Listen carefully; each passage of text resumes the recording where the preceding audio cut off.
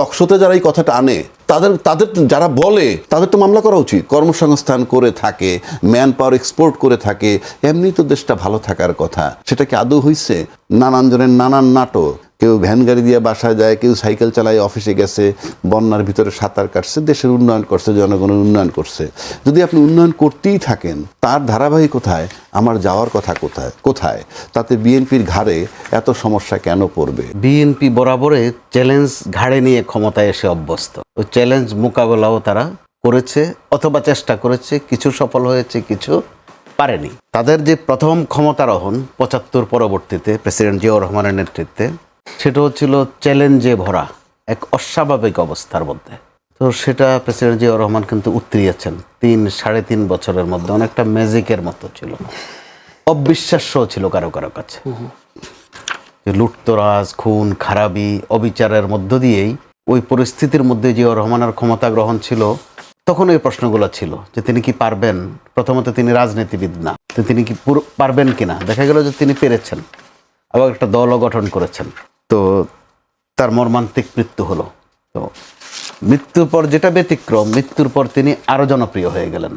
তার ওই জনপ্রিয়তাই কিন্তু আজ পর্যন্ত বিএনপির অন্যতম ফিক্সড ডিপোজিট। ওইটা তারা কিন্তু এখনও মার্কেটিং করে। এরপরে বিএনপির এক ধরনের পতনই ঘটল। জেনারেল এরশাদ ক্ষমতা নিলেন। বিএনপির লোকজনও কোনো না কোনোভাবে কিছু কিছু লোকজন এরশাদ সাহেবের সাথে ছিলেন। এরপর টানা ৯টা বছর প্রতিটা দিনে শুধু চ্যালেঞ্জ আর চ্যালেঞ্জ। দল টিকবি কিনা ওই অবস্থায় পড়ে গিয়েছিল। এক পর্যায়ে দেখা গেল যে বিএনপির এমন অবস্থা, বেগম খালেদা জিয়া ছাড়া আর বাদ বাকি সবাই বিএনপি। কেউ দিনে বিএনপি, রাতে জাতীয় পার্টি মানে এরশাদ। কেউ রাতে এরশাদ সাহেবের সাথে দেখা করেন, পরদিন ভোরে দেখা যায় যে আন্দোলনের কর্মসূচি আছে বিএনপির, তিনি এরশাদ সাহেবের মন্ত্রিত্বের শপথ নেন।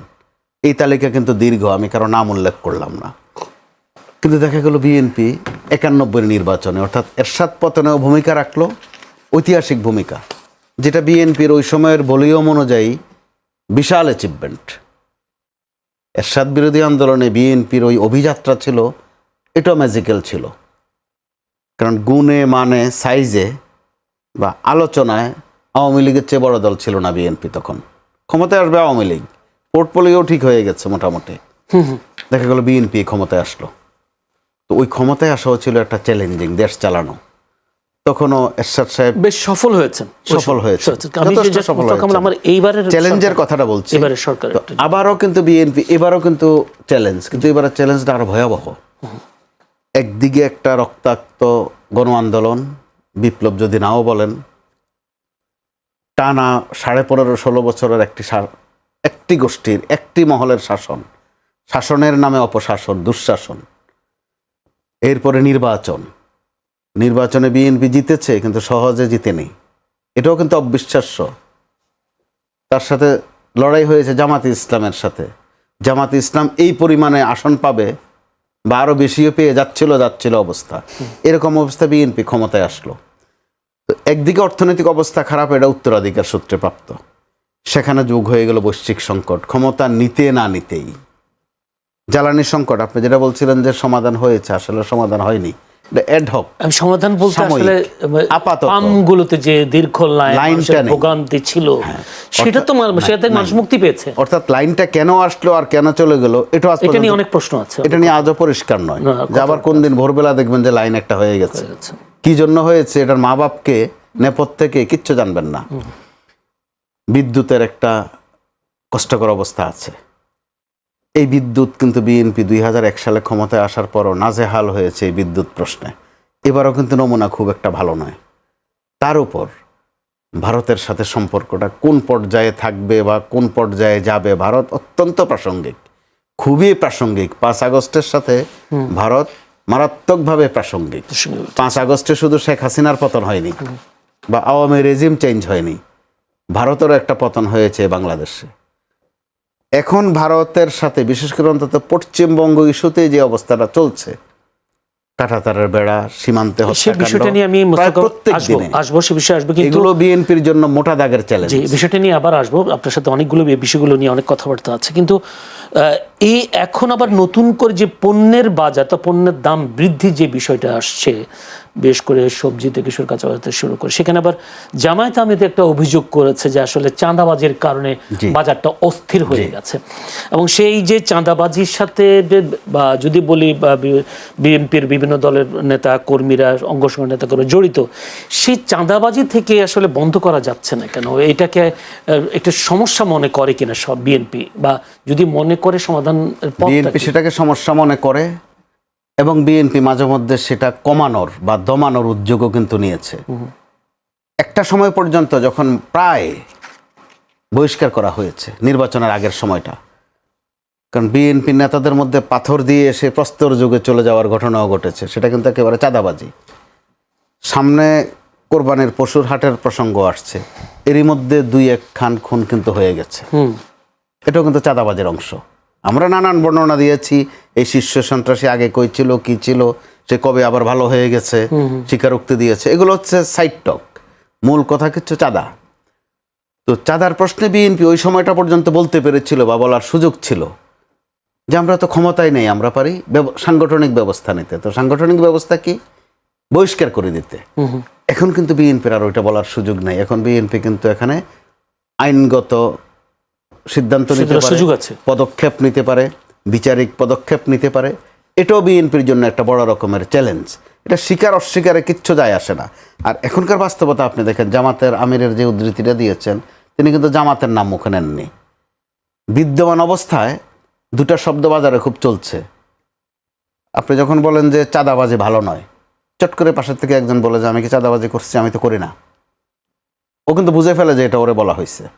আপনি যদি বলেন যে গুপ্ত রাজনীতি চলবে না, মাঝে দিয়ে একজন দাঁড়ায় বলে যে আমি কিসের গুপ্ত, আমার চেয়ে আরো বড় গুপ্ত পড়ে আছে আশেপাশে, খুব একটা বাজে অবস্থা কিন্তু চলছে। আমি হয়তো ইমপ্যাসেজ দিয়ে বলতে পারছি না, কিছুটা রসিকতা মনে হতে পারে, কিন্তু এটাই বাস্তবতা।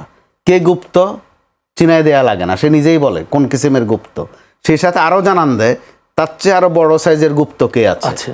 আবার চাঁদাবাদ যখন বলেন, সে বলে যে আমি তো এত করেছি, আমার চেয়ে বড় অ্যামাউন্ট তো উনি করেছেন, আর মাঝের যিনি আছে উনি একটু কম করেছেন। তার মানে চাঁদাবাজিও এখন আর গুরুতর সমস্যা নয়, বরং সরকার সমস্যা মনে করলো। সরকারের মধ্যবর্তী 2-1 কিন্তু এর মধ্যে ফতুয়া দিয়ে দিয়েছেন, যেটা যদি বোঝাপড়ার মধ্য দিয়ে হয় তাহলে এটা চাঁদাবাজি বলা যাবে না। তার মানে কি আমরা কি চাঁদাবাজি থেকে মুক্ত হতে পারবো কিনা, বা আমরা মুক্ত হতে চাই কিনা মাঝে মধ্যে ওই প্রশ্ন জনগণ চায় না মুক্ত। আমরা চাই তো চাঁদাবাজ যে তার আগে গিয়ে দাওয়াতটা দেই। আপনার এলাকায় বা মহল্লায় আপনি একটা যদি সুন্নতে খতনার দাওয়াতও দেন কাউকে, আপনিও গিয়ে ওই যে চাঁদাবাজিতে যে ভালো, তারা গিয়ে আদাব সালামটা দেন, বলেন যে আপনার বাসায় একটু আসে। তার মানে এক ধরনের সামাজিক স্বীকৃতি আমরা কিন্তু দিয়ে ফেলছি কোনো না কোনো কারণে। আমি একটু আবুনের রাজ্জাকির কাছে যেতে। আবুনের রাজ্জাকি, আপনি কি দেখেন আসলে বিএনপির সামনে কি কি চ্যালেঞ্জ? আমি যে কথাগুলো বলেছি, এগুলো কি চ্যালেঞ্জ হবে মোকাবেলা করতে, নাকি চ্যালেঞ্জ মোকাবেলা করে সামনের দিকে এগিয়ে যাবে বিএনপি? আপনি কি মনে করেন? শোনেন, এই যে চ্যালেঞ্জের কথা বলছেন, চ্যালেঞ্জ কিন্তু it is a continuous process. এটা এমন না যে কখনো আপনার চ্যালেঞ্জ শেষ হয়ে যাবে। আপনি আপনার পার্সোনাল লাইফেও যদি আসেন, you will face one problem, ওটা সলভ করবেন তো আরেকটা প্রবলেম আসবে, একটা সলভ করবেন আরেকটা আসবে, এইটাই নিয়ম। তো বিএনপির ক্ষমতা গ্রহণের পর কি বেশি পড়ে গেল কিনা? বেশি বিষয়টা হচ্ছে যে বেশি পড়লো কিনা কম পড়লো সেটার জন্য দায় কি? এটা আপনি যদি সিলসিলা বলেন, সিলসিলা মানে ধারাবাহিকতা। ভাই একটা ইতিহাস টানলেন, আপনি যদি সিম্পল আসেন, আপনি বঙ্গবন্ধুর পিরিয়ডটা আর জিয়াউর রহমান সাহেবের পিরিয়ডটা আমি বাদ দিতে চাই। কেন বাদ দিতে চাই? তারা যে টাইমটা আসছে, একদম শেখ মুজিবুর রহমান সাহেব আসছেন একেবারে মুক্তিযুদ্ধের পর একটা ভঙ্গ দেশে, এবং তিনি গুছিয়ে উঠতে পারেন নাই, এর ভিতরে উনি নিহত হইলেন। তারপরে আসলেন জিয়াউর রহমান সাহেব। ওই যে বঙ্গবন্ধুর যে নিহত হইলেন, তখনকার যে টার্মোয়াল সিচুয়েশন, তারপরে সেই হিসাবে কিন্তু একটা লম্বা সময় পান নাই। আপনি লম্বা সময় যাত্রা শুরু যদি ধরেন, তাহলে প্রথম লম্বা সময় পেয়েছে 9 বছর এরশাদ, তারপরে লম্বা সময় পেয়েছে 10 বছর বেগম খালেদা জিয়া, তারপরে 2 টার্মে 20 বছর ক্ষমতা পেয়েছে শেখ হাসিনা। এইটাকে যদি আপনি যোগ করেন তাহলে 29টা বছর হয়। এই 29টা বছরকে আমি সিলসিলা যদি ধরি, ধারাবাহিকতা, প্রত্যেকে কিন্তু বুকে হাত দিয়ে নানান জনের নানান নাটক, কেউ ভ্যান গাড়ি দিয়ে বাসায় যায়, কেউ সাইকেল চালায় অফিসে গেছে, বন্যার ভিতরে সাঁতার কাটছে, দেশের উন্নয়ন করছে, জনগণের উন্নয়ন করছে। যদি আপনি উন্নয়ন করতেই থাকেন, তার ধারাবাহিকতায় আমার যাওয়ার কথা কোথায়? তাতে বিএনপির ঘাড়ে এত সমস্যা কেন পড়বে?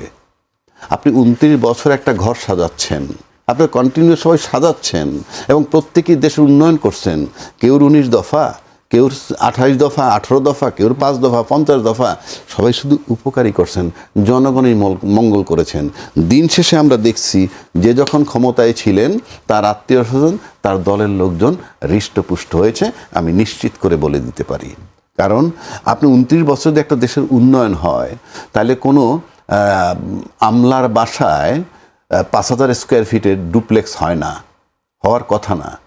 রাস্তা থাকতে হয় মসৃণ, স্ট্রিট ল্যাম্পের অভাব হবে না, রাস্তায় ছিনতাই হবে না। এই সমস্ত রাস্তার টাকা যারা দায়িত্বে তাদের বাড়িতে, স্ট্রিট ল্যাম্পের টাকা তাদের বাড়িতে। তাহলে আপনি কি পেয়েছেন? 29টা বছর। আজকে ইউনূস সরকার 18 মাস ছিল, বলা হচ্ছে যে তার সময় নাকি কয়েক লক্ষ লোক বেকার হয়েছে, বাট বাকি 29 বছর তো সবাই চাকরি দিছে, সবাই তো কর্মসংস্থান দিচ্ছেন। তা সবাই যদি 29 বছর যাবৎ কর্মসংস্থান দেন, তাহলে বেকার পান কোথায়?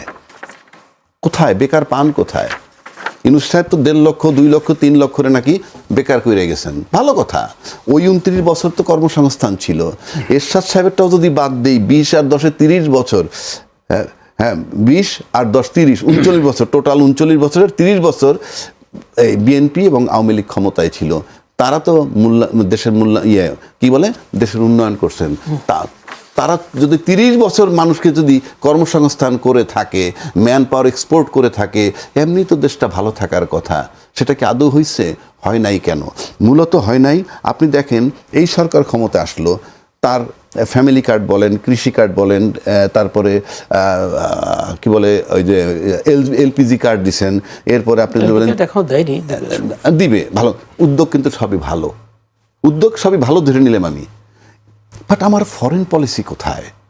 আপনি যে একটা ভঙ্গুর রাষ্ট্রে এসে বসলেন, সব কিছুর উপরে, ভাঙ্গা দেশটার উপরে, এ পর্যন্ত আমার ফরেন পলিসি কি আমরা কি আদৌ জানছি? আমরা চিলে কান নিয়ে আমরা আমেরিকার সাথে চুক্তি সে আলোচনা কিন্তু করতেছি। কারা করতেছে? টকশোর লোকেরা। আপনি সংসদে কোনো আলোচনা হয়েছে এটা নিয়ে? সরকার পক্ষের কোনো মুখ খুলতেছে? যেখানে এটা তো বলা হচ্ছে যে এটা ইন্টারিম গভর্নমেন্টের ডক্টর ইউনূস এই চুক্তিটা আমার দেশের উপরে চাপিয়ে দিয়েছেন, বাণিজ্য চুক্তি করে। নির্বাচনের 3 দিন আগে একই সাথে হামের টিকা না কিনে দেশকে হামের মধ্যে ফেলে দিয়েছেন। এটা কি তামাশা না? তো আপনি ইউনূস সাহেব হামের টিকা আনে নাই, কঠিন অপরাধ না? তার বিরুদ্ধে মামলা হয় না কেন? কেউ কেউ কমেন্টে লেখে আপনি মামলা করেন না কেন? এটা তামাশা নাকি? মামলা করবে তো সরকার, বিকজ সব ডকুমেন্ট আপনার কাছে, এভিডেন্স আপনার কাছে, গাফলতি তার কি না? এই মামলা কে করবে? আপনি আমাকে বলতে হবে তো। টকশোতে যারা এই কথাটা আনে, তাদের যারা বলে, তাদের তো মামলা করা উচিত। কিন্তু প্রধানমন্ত্রী তথ্য সম্প্রচার উপদেষ্টা ডাক্তার জাহিদ বলেছেন দায়ীদের বিরুদ্ধে ব্যবস্থা নেবে। ওই সমস্ত বেক টার্ম আপনি তদন্ত করবেন, এই তো সাগরণী তদন্ত হচ্ছে না? অর্থাৎ যিনি সরকারে যান তার ডায়লগ ওইটাই হয়ে যায়, তদন্তের জন্য কমিটি করে তদন্তের জন্য কমিটি করে তদন্ত। এটা হইল কি জানেন? Killing of time. আপনি বলেন না একটা রাষ্ট্র চালানোর জন্য যে পলিসিগুলো দেওয়া দরকার, আপনি বলেন না ফরেন পলিসি পেয়েছেন এই সরকারের? এই সরকারের অর্থনৈতিক পলিসি আপনি পেয়েছেন? এই সরকার কর্মসংস্থান কিভাবে করবে আদৌ বলেছেন? এই সরকার গার্মেন্টস রপ্তানি কিভাবে বাড়াবে বলেছেন? এর ম্যান পাওয়ার এক্সপোর্ট কিভাবে করবেন বলেছেন? আপনি কার্ড দিবেন, কার্ড দিলে কি হবে? আপনি সময়ের কার্ড দিচ্ছেন, ফাইন, আমার এটা নিয়ে আপত্তি নাই। একটা কান্ট্রি কি দেশ চলে কি কার্ড দিয়ে? আমি কার্ড দিয়ে দিব, হয়ে যাবে। থেকে বলে 3 মাসের মধ্যে এত পলিসি, এতগুলো সম্ভব কতটা? সরকার মাত্র 3 মাস ক্ষমতা। এই পলিসি আপনি দেবেন মাত্র 3 মাস। যদি আপনি খুব গুরুত্বপূর্ণ মনে করেন, রাষ্ট্র চালাবেন ফ্রম ডে 1, আমি তো আপনাকে তো কেউ বলবে না আপনি 3 মাস নেন, 6 মাস নেন। আপনার কি মনে আছে অন্তর্বর্তীকালীন সরকার যখন আসলো 250 আন্দোলন হয়েছে? সেই আন্দোলনগুলো কে তৈরি করছিল? সেই আন্দোলনগুলো কাদের? আপনার প্রশ্নের পরিপ্রেক্ষিতে বলতেছে, সেই আন্দোলনগুলো তো সরকারের ঘাটতির কারণে হয়েছে। তো সরকার কে ছিল? শেখ হাসিনা। তার আগে ছিল বিএনপি। যদি তাদের নির্যাস হয়, তাদের ফলাফল হয়, তার দাবি দেওয়াগুলা, ইউনূস সরকার আসলো 3 দিন, তৃতীয় দিন থেকে যদি আপনি আন্দোলন শুরু করতে পারেন, তাহলে আজকে আন্দোলন নাই কেন? ফুলফিল হয়ে গেছে? দাবি দেওয়া শেষ? যদি দাবি দেওয়া শেষ থাকে তাহলে তার এই দেশে কোনো প্রবলেম নাই, তাহলে তার কোনো প্রবলেম নাই। আমরা আলাপটা করছি কেন? আপনি বলতে হবে তো আমি আলাপটা করছি কেন। আপনি তেলের দাম বাড়াইবেন 20 টাকা পার লিটার, বাড়ান। আমি বাড়াইতে পারেন, আপনি পৃথিবীর সব দেশেই বাড়ায়। তার পাশাপাশি আপনাকে ব্যাখ্যা দিতে হবে যে 20 টাকা লিটার বাড়াইছি, তাতে আমার এই টাকাটা বাড়তি আসতেছে, এটা কেন। এবং এইটা নিয়ে আমি শুধু 20 টাকা বাড়তি না, আপনি ট্যাক্স বাড়াবেন, অলরেডি বলছেন ট্যাক্স বাড়াবেন, মোটর সাইকেলের ট্যাক্স বাড়াবেন, সব বাড়াবেন, তারপরে বিদ্যুৎ বিল বাড়াবেন, ওকে ফাইন। আপনাকে পরিষ্কার একটা এক্সপ্লেনেশন দিতে হবে, সেটা কি, এই যে বাড়াবেন, বাড়াইয়া যে বাড়তি টাকাটা পাবেন সেটা দিয়ে রাষ্ট্রের জন্য কি মঙ্গলজনক করবেন যাতে মানুষ স্বতঃস্ফূর্ত হবে। এখন তো মানুষের সিম্পল প্রশ্ন, বাড়াবেন কেন, বাড়াবেন কেন? আপনি টাকাটা বাড়াইয়া করবেন কি সেটা বলবেন না? আপনি টাকাটা বাড়াইয়া করবেন কি সেটা আপনি বলবেন না? এটা বলা ম্যান্ডেটরি অর্থনীতির থিওরিতে। আপনি আপনার ফ্যামিলির বাজেট, আপনার স্কুল গোয়িং বাচ্চা, কলেজ গোয়িং বাচ্চাও যদি বলে তুমি আগে টিফিন নিতে এত, এখন চাচ্ছ কেন, চাচ্ছ এত কেন, চাচ্ছ এত, কফির দাম এত বাড়ছে, চায়ের দাম এত বাড়ছে, অ্যাকর্ডিংলি আপনি অফিসে এসে বলবেন আমারও বেতন বাড়াইতে হবে। এই জন্য আপনার ব্যাখ্যা লাগবে। আপনি ব্যাখ্যা না আপনি বাড়াবেন তাহলে তো একটা প্রতিক্রিয়া হবে, সাইড এফেক্ট হবে। Very simple. আপনার সাইড এফেক্ট ঠেকাইতে হইলে তো আপনাকে ওইটা ব্যাখ্যা দিতে হবে যে আমি এই কারণে বাড়াচ্ছি এবং এইটা বাড়ায় যে আয়টা, টাকাটা আমার কাছে বাড়তি আসবে, সেটা আমি এই কাজগুলা করব জনকল্যাণমুখী। এখন আসেন বাংলাদেশের জন্য যে পরিবর্তনটা দরকার সেটা হলো প্রতিষ্ঠানটা কীরকম, যে আপনার প্রতিষ্ঠানতে আপনি, ওনারও অনেক ফ্রেন্ড আছে, আপনার অনেক স্কুল ফ্রেন্ড আছে, আপনারা দেখছেন কেউ পুলিশ আছে, কেউ ডাক্তার আছে, আপনি জানেন যে as a man he is a very nice soul, আপনি সবাই জানেন, আপনাদের বন্ধু। কিন্তু যখন সে মেডিকেল কলেজে যোগ দিয়ে দিল ডাক্তার হিসাবে, কিংবা একজন কর্মকর্তা হিসাবে সরকারি প্রশাসনে ঢুকলো, তারপর দেখতেন তার অ্যাটিটিউড চেঞ্জ হয়ে যাচ্ছে, প্রবলেম হচ্ছে, এবং আস্তে আস্তে আপনার সেই বন্ধুটাকে আর খুঁজে পান না। মানে আপনার সেই যে বন্ধুর গুণাগুণওয়ালা বন্ধুটা, তাকে খুঁজে পান না। এটা নষ্ট হয়েছে প্রতিষ্ঠানে ঢুকে। এই প্রাতিষ্ঠানিক যে চেঞ্জগুলা, প্রাতিষ্ঠানিক যে পরিবর্তনগুলা, সেইগুলোর জন্যই ছিল আমাদের দরকার সংস্কার। সেই সংস্কারটা যারা করতেছে না, এই না করলে যারা লাভবান হয় তারাই রাজনীতিবিদ। এই সংস্কার না করলে যাদের লাভবান হয় তারাই রাজনীতিবিদ। কারণ যে এই কর্মকাণ্ডগুলো যারা করে, এটার ভিতরে 3টা সেক্টর। যেমন আপনি আমাদেরকে অনেকগুলো প্রশ্ন এখানে এসে করলেন, এই প্রশ্নগুলো তো আপনার আমাকে করার কথা নয়, এই প্রশ্নগুলো করার কথা যারা কনসার্ন ব্যক্তি। আপনি কি একবারও গিয়ে জিজ্ঞেস করছেন অর্থমন্ত্রীকে? আপনি বলছেন ট্যাক্স বাড়াবেন, কেন বাড়াবেন প্রশ্ন করছেন? করেননি। 20 টাকা তেলের দাম বাড়াইছেন, আমি তো কোনো ফলো আপ দেখি নাই যে এই কারণে 20 টাকা বাড়ে, তার উপরে আপনাদের প্রতিবেদন দেখি নাই, কোনো পত্রিকা লেখে না। তো আপনি এটা যদি না করেন, সাংবাদিকের কাছে যেই প্রশ্ন করা দরকার কনসার্ন ব্যক্তিকে, সেটা করছেন আমাকে। আমি যা বলবো সবই অনুমান ভিত্তিক, একটা গবেষণা, এটার সাথে এটা মিলে, এটার সাথে এটা মিলাই বলবো। আমি তো কোনো মিডিয়াকে দেখি না, নিউজ পাচ্ছি, ভিউজ পাচ্ছি না। ভিউজটা হইল নিউজের আলোকে যেটা ভিউজ হবে, যেটা তার হলে আপনারা লিখবেন কনসার্ন ব্যক্তির ওপিনিয়ন নেওয়ার পর। তারপরে আমরা যারা টকশোতে আসবো, তারা ওই নিউজ, আপনার লেখা ভিউজ, যার কনসার্ন ব্যক্তির মতামতের ব্যাখ্যার ভিত্তিতে তারপরে হবে আলোচনা। আমরা যেটা আলোচনা করছি, government is keeping silent. Yunus সাহেব হামের টিকার জন্য এইটা করছে, টাকা মাইরে দিছে কিংবা করে নাই, আমরা কিন্তু কোনো বিচার মামলা করছি না। আসেন আমেরিকান চুক্তি, খলিলুর রহমান বলতেছে আমরা বিএনপি জামাতের সাথে সম্মতি নিয়ে করছি। তারপরে ফরিদ আক্তার উনি বলছেন সম্মতি নিয়ে করেছি, এবং এটার ভিতরে ক্লজ আছে 60 দিনের নোটিশে বাতিল করা যায়, রিভিউ করা যাবে, কোনো দফার যদি অপছন্দ হয় সেটা নিয়ে আলাপ করা যাবে। কোনো আলাপ নাই, টকশোতেই আমরা আলাপ করতেছি। সম্মতি নিয়ে যদি আপনি আমেরিকার সাথে চুক্তি করেন, তাহলে রাজনীতিবিদদের কাজ কি? রাজনীতিবিদদের কাজ আপনি ক্ষমতায় আসার পর বৈশা দেশ চালাবেন, না আপনার চোখের সামনে যখন দেখবেন একটা অঘটন ঘটতে যাচ্ছে আপনারা পাহারা দিচ্ছেন? রাজনীতিতে আপনারা পাহারাদার। আপনারা ওই সম্মতি না দিয়ে আপনারা ইউনূস সাহেবরে কেন বললেন না রাষ্ট্র আমার কাছে বড়, নির্বাচন আমার কাছে বড় না, গেট লস্ট, আপনি চলে যান, নির্বাচন যে খুশি সে এসে দেখ, এই চুক্তি আমরা মানি না। আমরা বুঝতাম যে ইয়েস, রাজনীতিবিদদের কাছে দেশ নিরাপদ।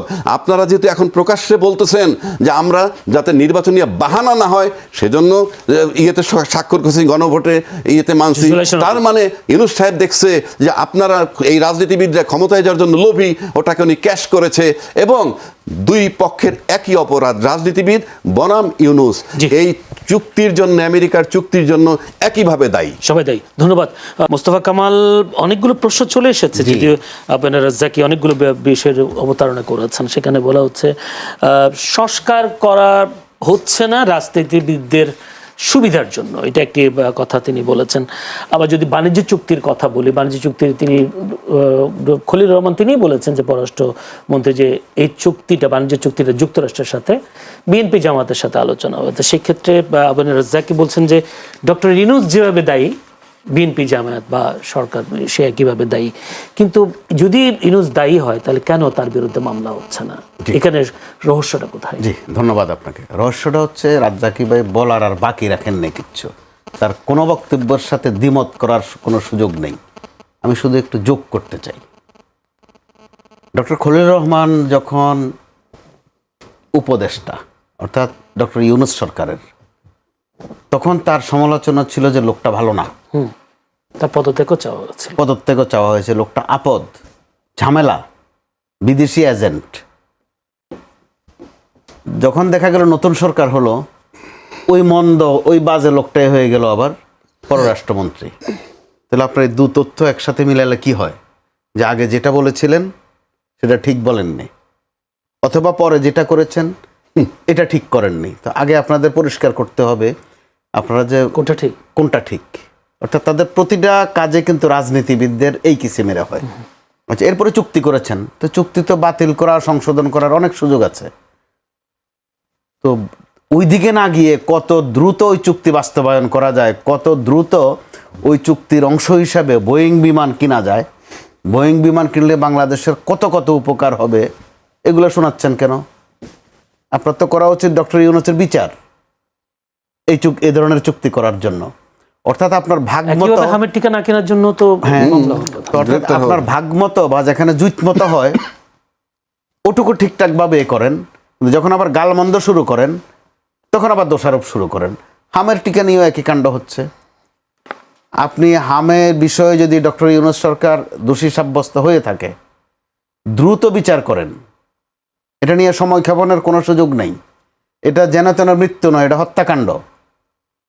তো আবার এখানে যে রাজ্জাকি ভাইয়ের কথার জের ধরে বলতে হয়, ডক্টর ইউনূস সরকার ক্ষমতায় আসার পর প্রায় 40-45 দিন, আপনার মনে থাকার কথা, আমাদের ডাক্তার, নার্স, স্বাস্থ্য সহকারী 200-250 আন্দোলন, তারা হাসপাতালে চিকিৎসাও করেননি।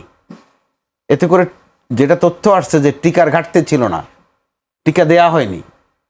কিন্তু এখন আপনি টিকাকে এমনভাবে নিয়ে যাচ্ছেন যে ইউনূস সরকারকে দায়ী করতে পারলে আপনার ভালো। তো দায়ী করলে তো দ্রুত তারে আইনের কাঠগড়ায় আনবেন, নিয়ে আসেন। এটা দেখি কি হয়, তদন্ত হচ্ছে। তো দুদিন পরে তো আপনার এই তদন্ত নিয়েও আরেকটা তদন্ত হবে যে আসলে কোন মস্কারাটা করছিলেন। ততদিনে আমাদের শিশু মৃত্যু নিশ্চিত হয়ে যাচ্ছে, আরো বাড়ছে। আবার এখানে একটু কথা আছে, আমরা বৈষম্যের কথা বলি, যেই শিশুগুলো মৃত্যুর শিকার হচ্ছে, আপনি জরিপ করে দেখেন, খোঁজ নিয়ে দেখেন, গুলশান, বনানী, বারিধারার শিশু নাই ওখানে। প্রায় 100% শিশুই ওখানে দরিদ্র শ্রেণীর, মানে পুষ্টিহীনতার সংকট যাদের আছে। এই জন্য শব্দটাও কম হচ্ছে। আজকে যে গুলশান কামনা করি না কারোই হোক, দোয়া করি যে আজকে থেকে শূন্যতে নেমে বন্ধ হোক। আসো।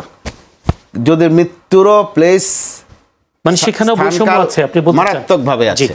তাহলে আজকে হয়তো চিত্র ভিন্ন রকম হতে পারতো। জি, আমি একটু অন্য প্রসঙ্গে চলে যাই।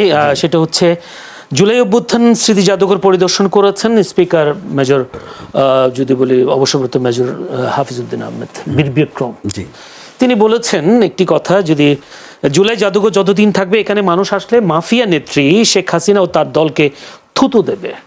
কিন্তু এই জুলাই জাদুঘর নিয়ে, বিশাল একটি জায়গা নিয়ে জুলাই জাদুঘর করা, এটা নিয়েও অনেক সমালোচনা আছে। থাকুক সমালোচনা, ঐতিহাসিক প্রয়োজনে সেটা হয়েছে। থুতু দিতে জাদুঘরে যাওয়া লাগে না।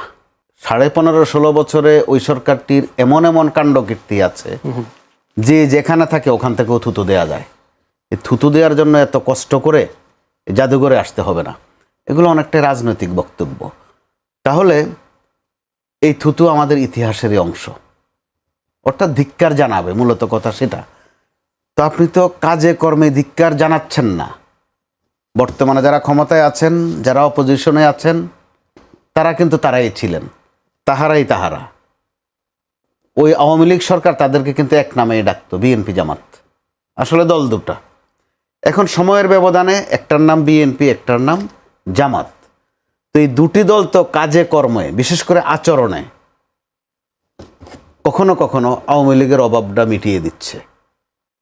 কিংবা আওয়ামী লীগের নেতাকর্মীদের নিজেদের দলে নিচ্ছে, এরকম তা তো নিচ্ছেই। ওখানে আরেক ট্র্যাজেডি, আওয়ামী লীগ নির্বাচনে বৈধ না, কিন্তু আওয়ামী লীগ কিন্তু ভোটে আবার বৈধ। নির্বাচন আর ভোট একটু তফাৎ আছে। তাদের ভোটগুলো আয়ত্ত করার জন্য, তাদের ভোটগুলো হাসিল করার জন্য দুটি দলের মধ্যে যে প্রতিযোগিতা হয়েছে, এগুলো কিন্তু গোপন বিষয় নয়। কে বেশি করে নিরাপত্তা দেবে, কে অল্প টাকায় বেশি সার্ভিস দিয়ে দেবে, টাকা পয়সার লেনদেন পর্যন্ত হয়েছে। আপনি সর্বশেষ বোধহয় একটা মাশরাফির খবরটা দেখেছেন, যে তার কাছে কি পরিমাণে হাদিয়া চাওয়া হয়েছিল বা চাঁদা চাওয়া হয়েছিল। এখন চাঁদা বলাও বিপজ্জনক, কারণ চাঁদা নিয়েও প্রশ্ন আছে। হাদিয়া বললে আবার আরেক পক্ষ গোসা করবে যে এটা আরবি শব্দ নিয়ে আসলেন কেন। অর্থাৎ তাহলে নজরানাই বলি, এই নজরানা, কিন্তু এই নজরানার এই ব্যবসা হয়েছে। আমরা একসময় পুলিশকে বলতাম যে এরা গায়েবী মামলা দেয়। মামলাও কিন্তু আরেকটা অর্থনীতি, ওখানে টাকা পয়সার কারবার আছে। তো আমরা এখন খেয়াল করছি খুব বেদনার সাথে, জুলাইও কারো কারো জন্য কামাই রোজগারের পথ হয়ে গেছে, দোকানদারের একটা রাস্তা হয়ে গেছে। আপনার কাছে আসবো যদি আবহানা রাজ্জাকি, মেজর অবসরপ্রাপ্ত হাফিজউদ্দিন স্পিকার বীর বিক্রম, তিনি আবার একটি টেলিভিশনে, যেহেতু উনি বিএনপি জামায়াতের কথা বলেছেন, তিনি একটি টেলিভিশনে সাক্ষাৎকারে বলেছেন আগের জামায়াতের সাথে বর্তমান জামায়াত এক নয়। কিন্তু আমার প্রশ্ন হলো, যদিও কেউ কেউ বলছেন, অনেকেরই বলছেন পরিবর্তনকে সুযোগ দেওয়া উচিত, আবার কেউ বলছেন ইতিহাসের বিচার ও জবাবদিহিতা আগে জরুরি। আপনার কি মনে হয় রাজনৈতিক দল কি সময়ের সাথে পুরোপুরি বদলে যেতে পারে, নাকি ইতিহাস সবসময় তাদের পিছু ছাড়ে না, বা জামায়াতের সেই স্বাধীনতা বিরোধী যে তকমা, সেই তকমা কি এখনো পিছু ছাড়ে নাই? আচ্ছা, ধরুন আপনি একটা হত্যা করেছেন, কোথাও খুন করেছেন, বা আপনার বিরুদ্ধে খুনের অভিযোগ আছে, কিংবা আপনার বিরুদ্ধে ধর্ষণের অভিযোগ আছে। অভিযোগটা আজকে হোক আর 20 বছর আগের হোক, আছে। তারপর একটা সার্টেন টাইমে একেবারে পরেশগার হয়ে গেলেন, নামাজ রোজা হজ জাকাত সব করতেছেন, তাতেই অপরাধ মাপ হয় কিনা প্রশ্নই তো আসে না, প্রশ্নই ওঠে না। তাহলে আগে জামাত ভালো ছিল যে বলছেন হাফিজ সাহেব, আগের জামাত খারাপ, আগের জামাত চেয়ে বর্তমান জামাত ভালো বলছেন, আগের চেয়ে বর্তমান জামাত ভালো, এক নয় কথা, ভালো খারাপও বলেন। আচ্ছা, এইবার আসেন, এক নয়। তাহলে আমি ধরে নিব আগে ভালো ছিল। কেন? তার সাথে জোট বাইদা ক্ষমতায় গেছিল। এবং আগের জামাত বলতে সম্ভবত 71-এর কথা বলছেন উনি, 71-এর সময়। উনি তো কিছুই বলেন না। এই জন্য বলছি প্রশ্নগুলো আপনাদের করা দরকার।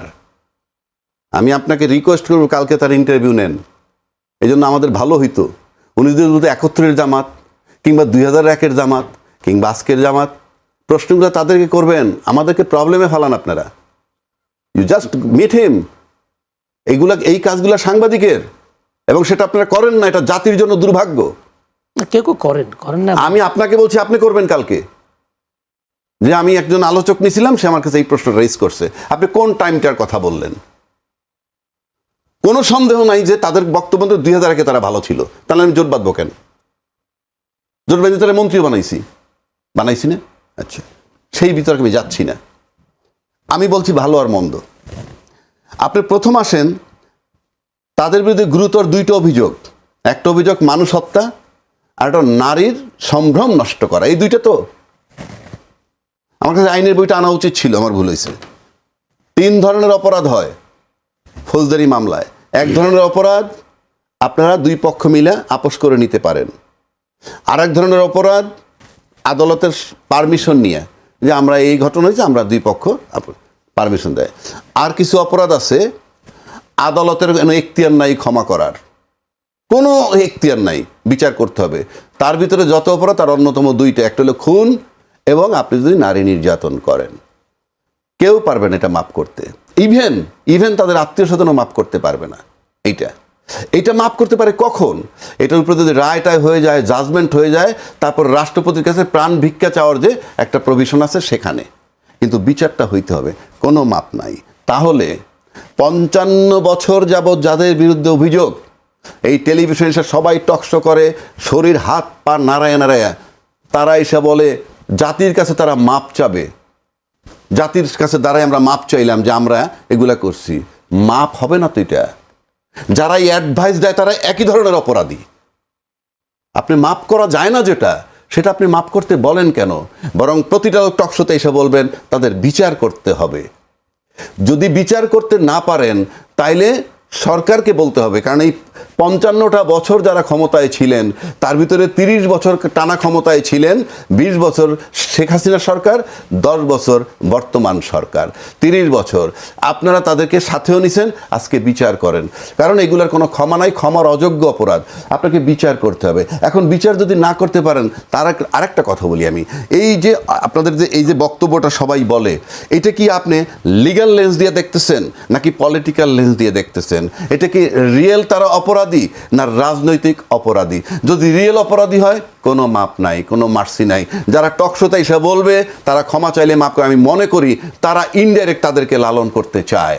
আপনি কি মনে করেন রিয়েল অপরাধী নাকি পলিটিক্যাল? আমি কেন বলবো? আপনার মনে বলছে। আপনাদের যারা টকশো করতে আসে তারাই তো বলে এটা যদি রিয়েল অপরাধ হয় বিচার করতে হবে। আর যদি রাজনৈতিক অপরাধ মনে করেন তাহলে রাজনৈতিক অপরাধ হলে আপনি তামাশা করতে পারবেন না 55 বছর যাবত, এটা নিয়ে আপনি রাজনীতি করতে পারবেন না। সুতরাং এই জায়গাটায় আসতে হবে, সরকারকে সিদ্ধান্ত নিতে হবে, কোনো মাপ নাই। এখন আসেন, যদি বিচার করতে না পারে তাহলে পরিষ্কার ব্যাখ্যা দিতে হবে যে হ্যাঁ এটা লিগ্যাল অপরাধ, আমরা এই কারণে বিচার করতে পারতেছি না। ক্লিয়ার রাষ্ট্রের কাছে চিত্র দিতে হবে। রাজনীতি এইভাবে চলে না। 55 বছর যাবত আমরা একই চিৎকার করতেছি কেন? এটার কোনো অপরাধের কোনো মাপ নাই। একইভাবে আসেন, আমরা সম্প্রতি শুনছি 30 লক্ষ কোটি টাকা লুটপাট করেছে। আপনি স্টেটমেন্ট দিলে কি হবে?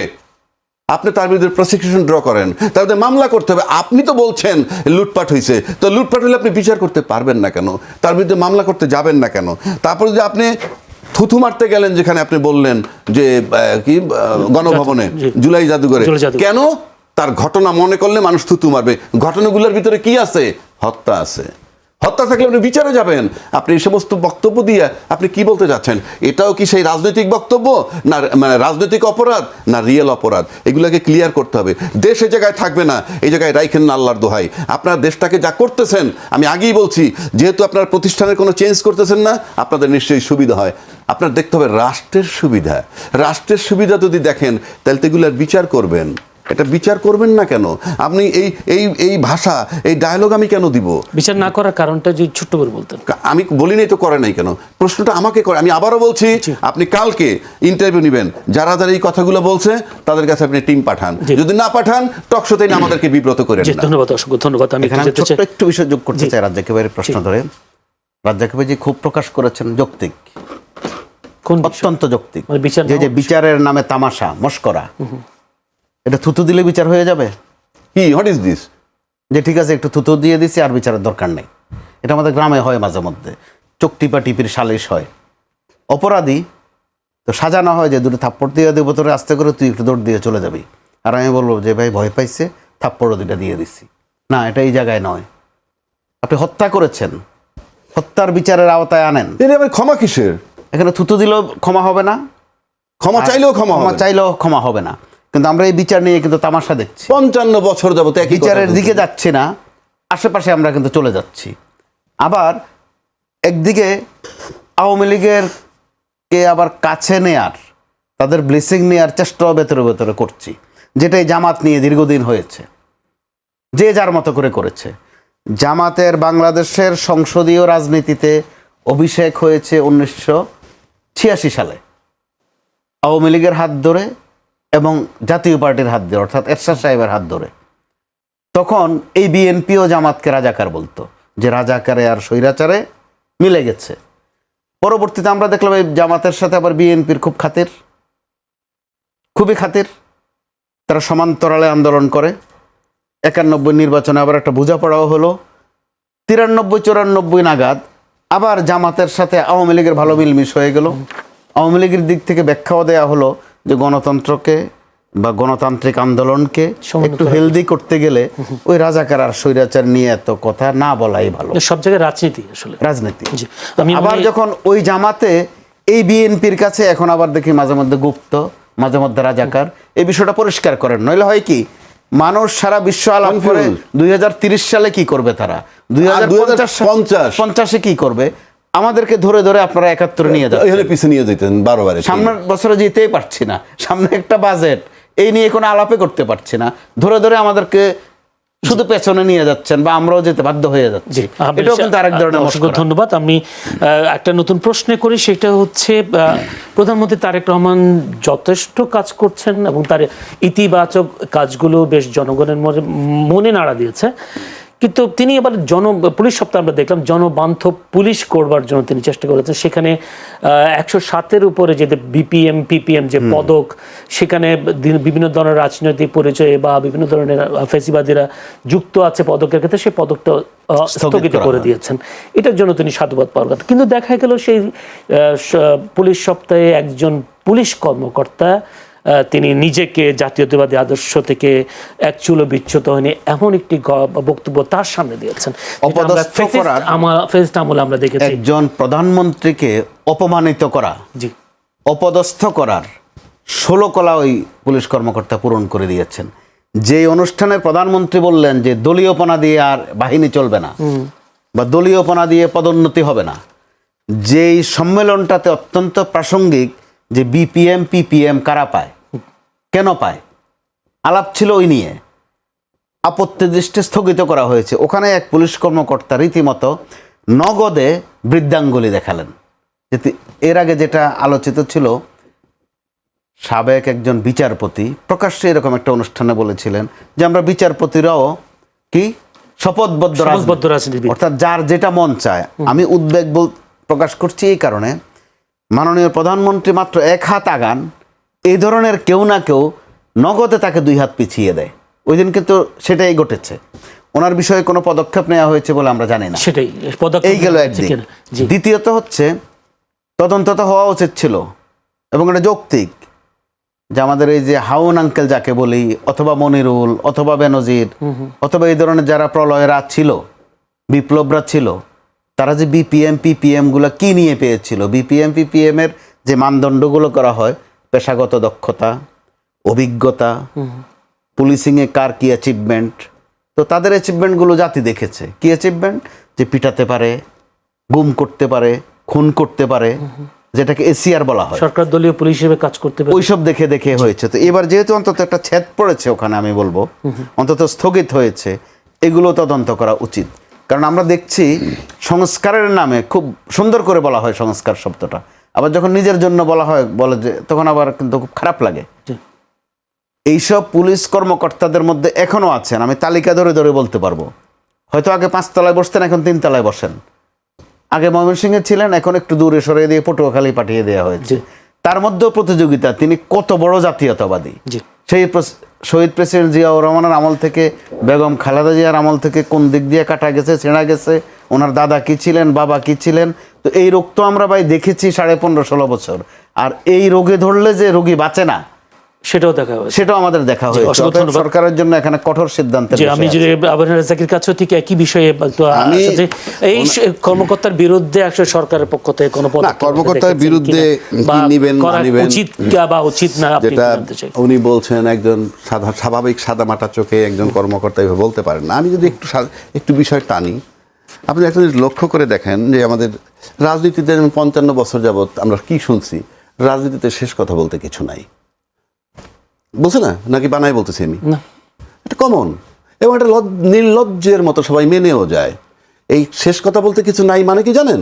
সকালে একটা বলবো, বিকালে একটা বলবো, পরদিন একটা বলবো, and it is approved by the political parties. এখানে কোনো শেম নেই, নির্লজ্জের মতো মেনে নেয়। সেক্ষেত্রে আপনি যখন বলছেন যে গণভোটে রাজি না হলে নির্বাচন হইতো না, কিংবা নির্বাচন পিছনের বাহানা হতে পারে সে কারণে রাজি হয়েছি, কথাগুলো কি সুন্দর? Of course not. এটা কিন্তু তার মানে বুঝাচ্ছেন আপনি। এবং আমি পবিত্র সংসদে বসে যখন বলা হয় তখন দেশবাসী কি জানে, আরে তাহলে আমরা তাদের কথাবার্তা যে শুনছিলাম আমরা ভুলের জগতে ছিলাম, আমাদেরকে ধোঁকা দিছে, এই প্রশ্নটা আসবে না? খুব স্বাভাবিক আসবে।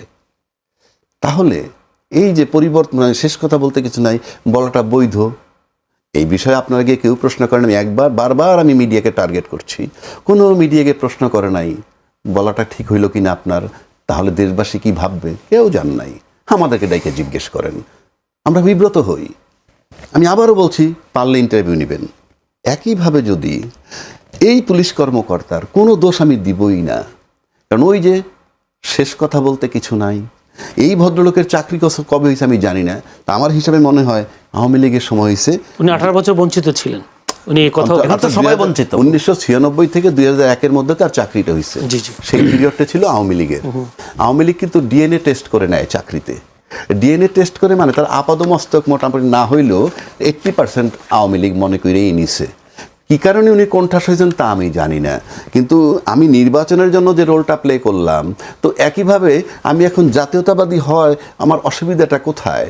আমি যেহেতু 18 বছর বঞ্চিত ছিলাম, এটা একটা বড় গ্রাউন্ড। এটা প্রমাণ করে যে আমি জাতীয়তাবাদী শক্তির পক্ষে ছিলাম। অর্থাৎ শেষ কথা বলতে কিছু নাই। আপনি যেভাবে ক্ষমতায় চলে গেলেন জনগণের একটা ধোঁকা দিয়ে, একই কায়দায় যদি সে জাতীয়তাবাদী হয়েও থাকে, তাতে আমি খুব দোষের কিছুই দেখি না। আর আপনি যদি রাষ্ট্র লেভেলে আনেন, রাষ্ট্রের মন্ত্রী লেভেল যদি চিন্তা করেন, যারা এই ধরনের বক্তব্য তাদের সাথে চিন্তা করেন, তার তুলনায় এটা কোনো বিষয়ই না। অতি নগণ্য একটা চাকরি। ওই লেভেলের তুলনায় পৃথিবীর থেকে সূর্যের দূরত্ব যেমন, একইভাবে ডিস্টেন্সটা সেরকম। আমি এই পুলিশ কর্মকর্তাদের কোনো ত্রুটিই মনে করি না।